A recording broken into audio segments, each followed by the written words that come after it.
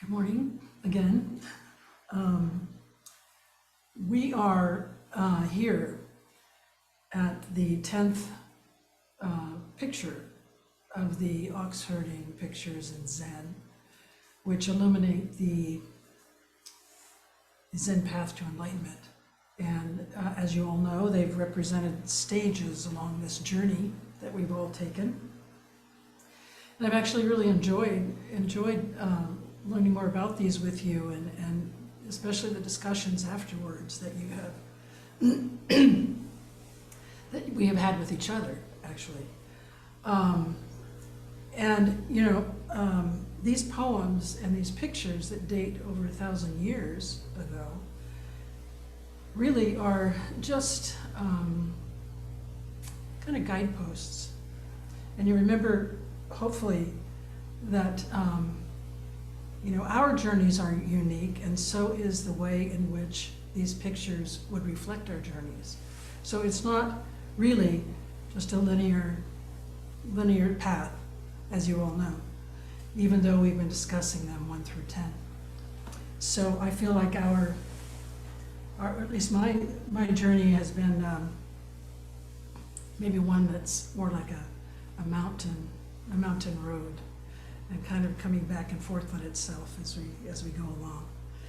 So you may find yourself in a number of these pictures. You may recognize yourself in a number of these pictures and the meaning of them. And just as a reminder, the ox herd in all the pictures is us, the seeker of a spiritual path. And the ox itself is that enlightenment, that awakening to our true selves.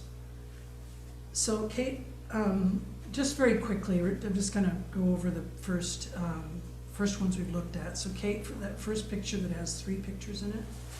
Yeah, so we're searching, starting up on the left-hand side, searching for the ox, searching for a path.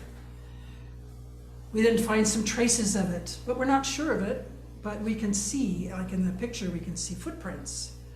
So we're kind of still out there questioning, and as we continue to do, really.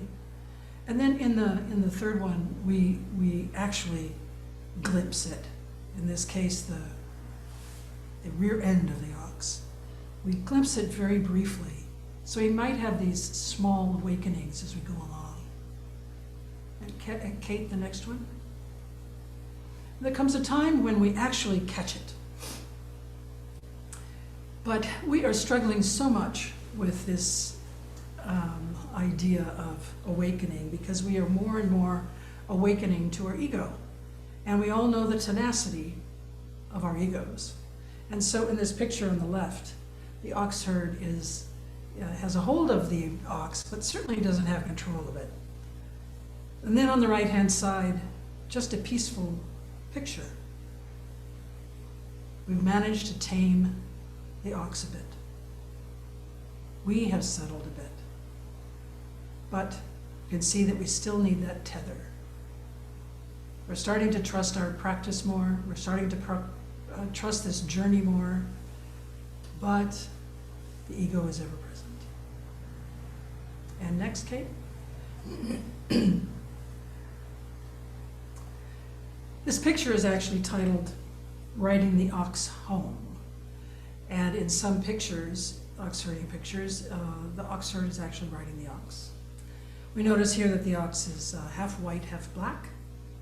So we are certainly becoming more comfortable in our practice. We are at home more in our practice. And eventually, to the right, we're able to just forget about the ox. We reach home, we're well on the path, we're trusting the practice, and we recognize that this ox is in fact us. And then Kate, the next group.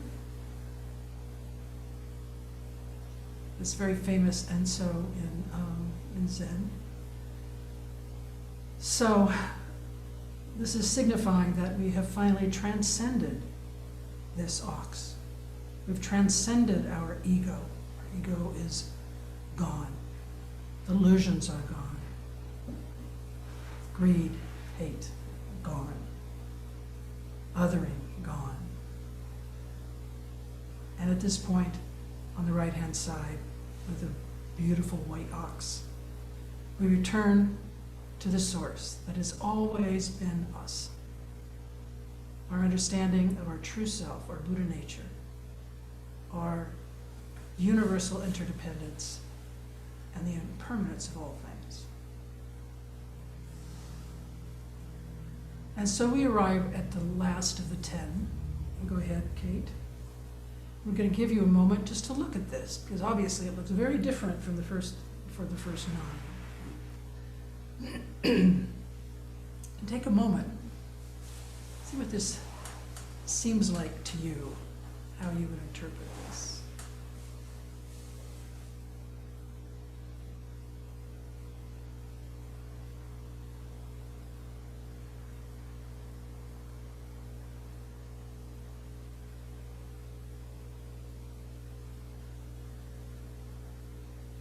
Anyone interested in throwing out some thoughts?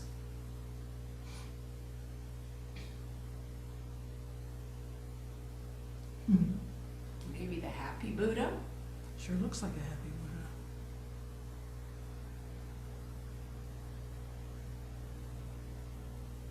What does that mean exactly? A happy Buddha? Happy Buddha.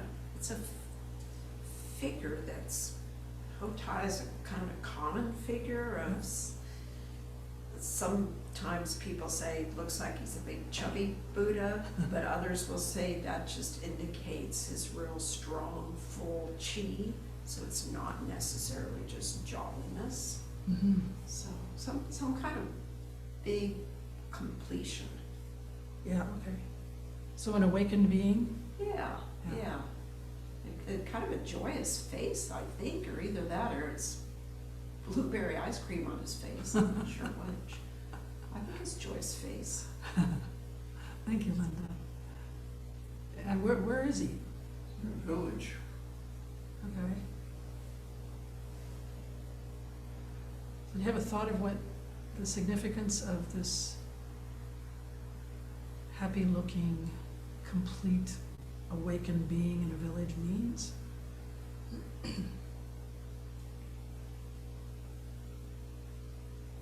Well, I'm going to read the poem to you. The accompanying poem is Entering the Marketplace, barefoot and unadorned, blissfully smiling, though covered with dust and ragged of clothes, using no supernatural power. You bring the withered trees spontaneously to bloom. So our journey here began with a young ox herd full of seeking, and arrives here at the moment of this awakened being entering the marketplace, entering the world, wizened and free of all encumbrances, having come off the mountain, free of delusions and ego. And yeah, we see this Buddha, this enlightened being, manifesting in the world for the benefit of others. This very Mahayana Buddhist reality of staying here in this world, even after our own enlightenment, after our own awakening. And this Buddha knows that they are inseparable from the entire world. They are inseparable from the whole. And they return to fulfill their duties towards others. Thank you, Kate.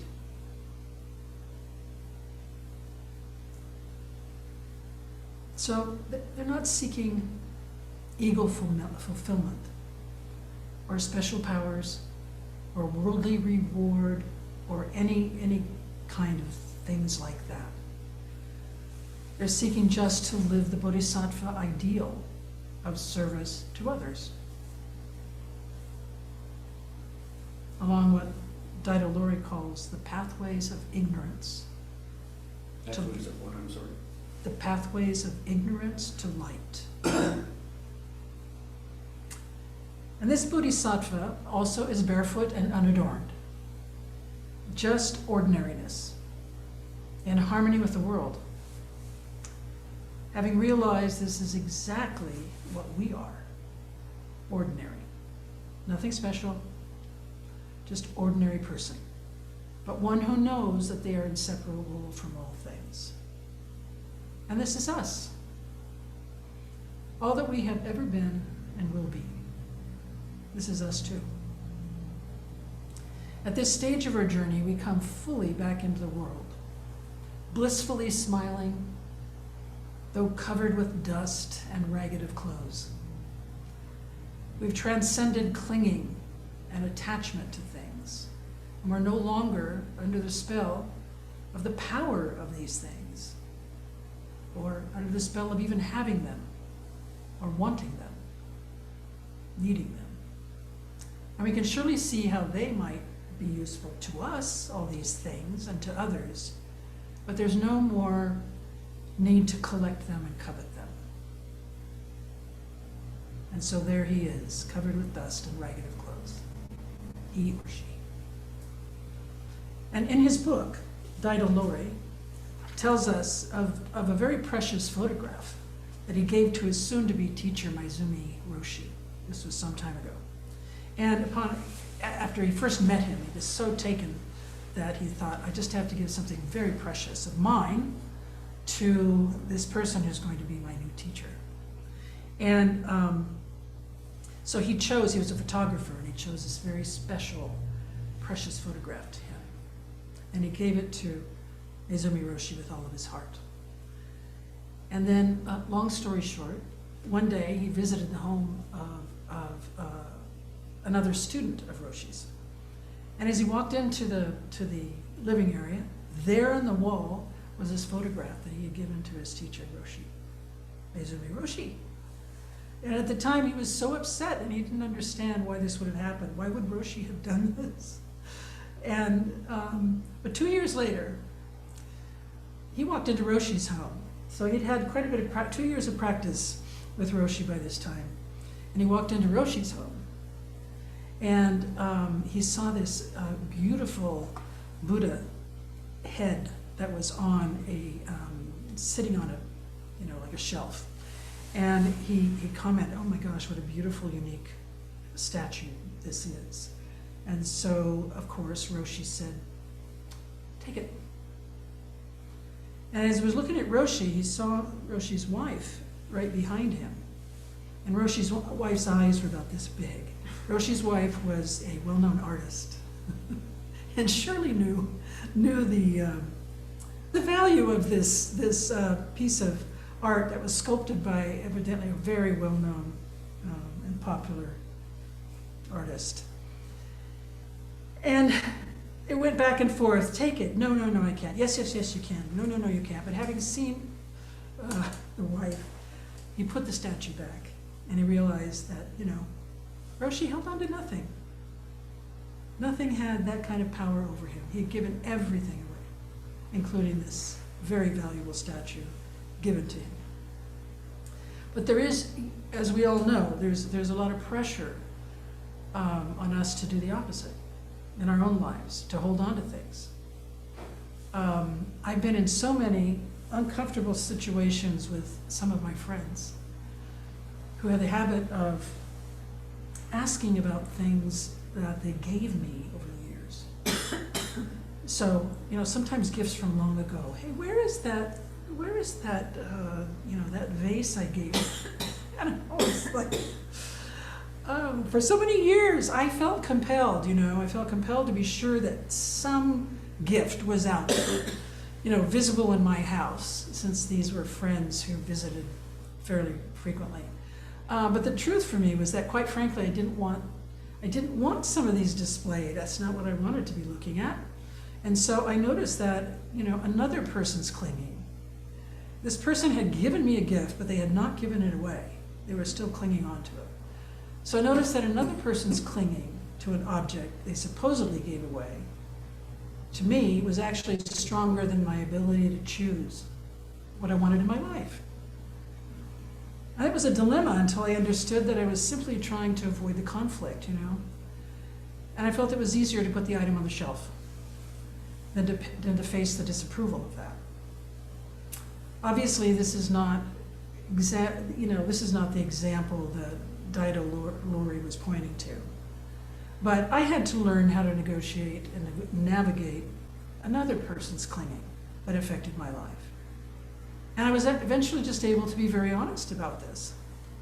And things, as you might expect, have been just fine. So watching our own clinging and our own difficulties in letting go is a valuable practice, no matter with whom or with what or when. What are we actually clinging to? Whether it be an object, a person, a relationship, an idea. Our practice provides a safe venue, really, to go deeply into this inquiry as part of our spiritual journey in Zen. What is stopping us from letting go? And maybe it's another person who can't let go. So entering the marketplace, barefoot and unadorned, blissfully smiling, though covered with dust and ragged of clothes, using no supernatural power, you bring the withered trees spontaneously to bloom. At this stage, we are a true natural selves, able to give without limit, able to nourish and heal, able to bring withered trees to life. And sometimes even just our own presence can evoke that. Now think about that for a minute.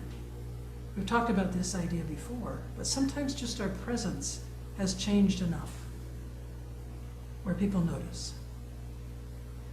About 15 years ago, at least, I saw that the Dalai Lama was on tour, and he was going to be stopping in San Jose, California.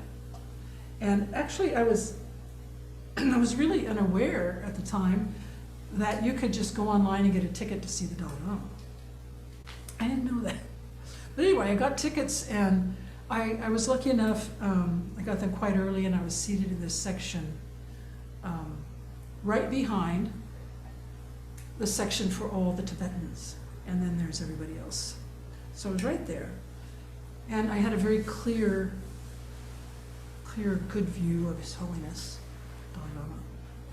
And I don't know if any of you have been in his presence, or in the presence of any of our spiritual leaders, world spiritual leaders. But it's very powerful. And for me, the moment I saw him walking towards his raised seat on the dais there, I started crying. And I was just very, very emotional just by the sight of him, just his presence. And this 10th stage of the Oxford Pictures points to a bit of this.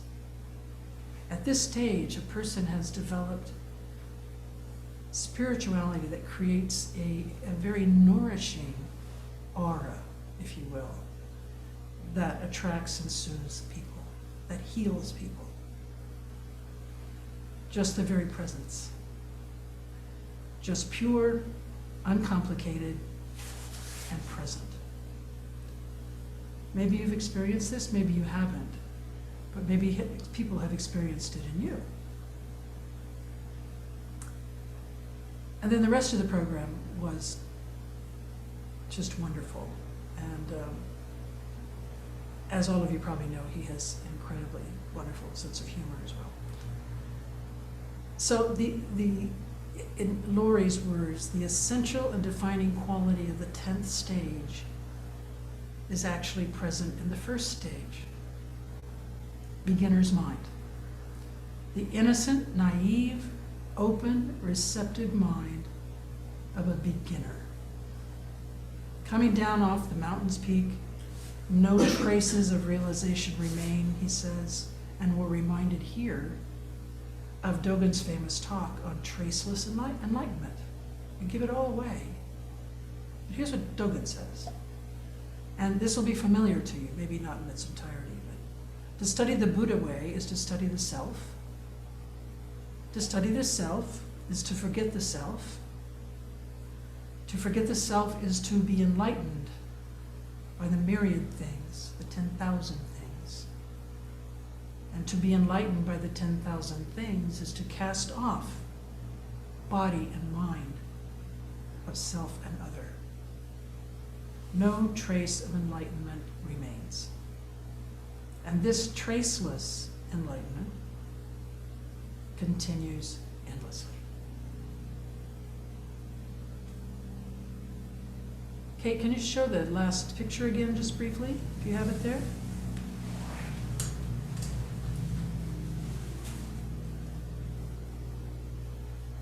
So this is the actualization of what Doga is talking about.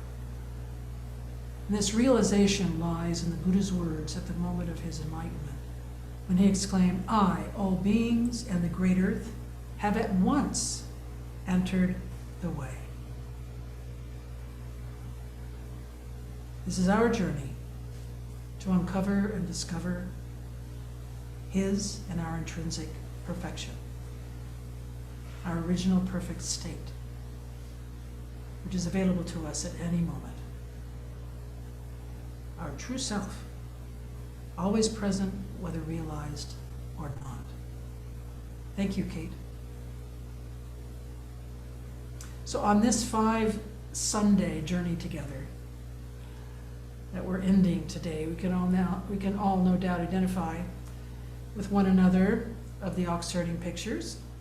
And I think we can find great solace in the fact that the final picture shows that the purpose of the journey is not to retreat from this world of suffering in which we live. Our ancestors who walked this path, they didn't abandon us.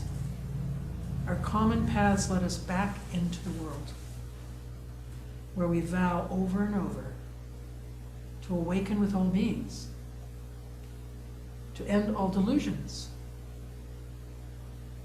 to enter boundless Dharma gates, to become Buddha's way. And maybe the 10th picture is not completely us, but we can see ourselves in this picture. We can see ourselves as we get up from our seats of meditation and we step back into the world, back into our lives. And we just keep going.